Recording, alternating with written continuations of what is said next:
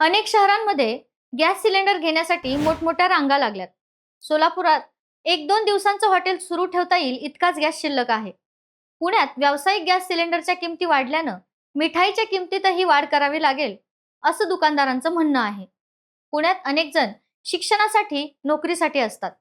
त्यांचं रोजचं जेवण हे हॉटेल्स किंवा मेसवर अवलंबून असतं. अशात शहरातल्या अनेक मेस आणि हॉटेल्सकडे केवळ रात्रीचा स्वयंपाक होऊ शकेल इतकाच गॅस शिल्लक आहे, अशी परिस्थिती निर्माण झाली आहे. इराण-इस्रायल संघर्षाचे पडसाद आता भारतातही उमटू लागले असून त्याचा थेट परिणाम एलपीजी पुरवठ्यावर होताना दिसतोय. इंधनाचं नियोजन, वितरण नीट व्हावं यासाठी केंद्र सरकारने जीवनावश्यक वस्तू कायदा 1955 लागू केला. युद्धाची परिस्थिती कधी मावळेल सांगता येत नाही. परिस्थिती हाताबाहेर गेली तर घरगुती गॅस सिलेंडरच्या पुरवठ्यावर परिणाम व्हायला नको म्हणून खबरदारी म्हणून सरकारने हा निर्णय घेतलाय. यात एक गोंधळ असा झाला की एलपीजी बनवण्यासाठी प्रोपेन आणि ब्युटेन हे घटक महत्वाचे आहेत.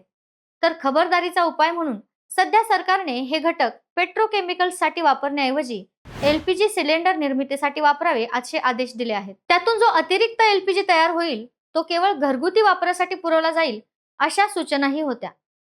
पण यात गोंधळ असा होता की यामुळे अनेकांना सरकारने व्यावसायिक गॅस पुरवठ्यावर बंदी घातल्याची अनेक एजन्सींचा समज झाला.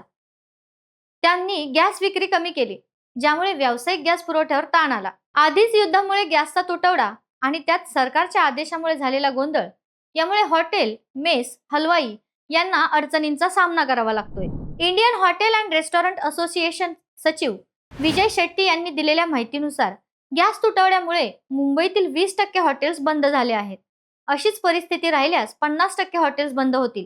या संदर्भात संघटनांच्या प्रतिनिधींनी अन्न व पुरवठा मंत्री छगन भुजबळ यांची भेटही घेतली आहे.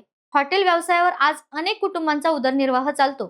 त्यामुळे एक गंभीर प्रश्न भारतात निर्माण झालाय. साठेबाजी आणि काळा बाजार रोखण्याच्या दृष्टीने सिलेंडरसाठी 25 दिवसांचा इंटर बुकिंग पिरियड लागू करण्यात आला आहे. याआधीही दुसरा सिलेंडर बुक करण्यासाठी 21 दिवसांचा कालावधी होता. तो आता 4 दिवसांनी वाढवण्यात आला आहे.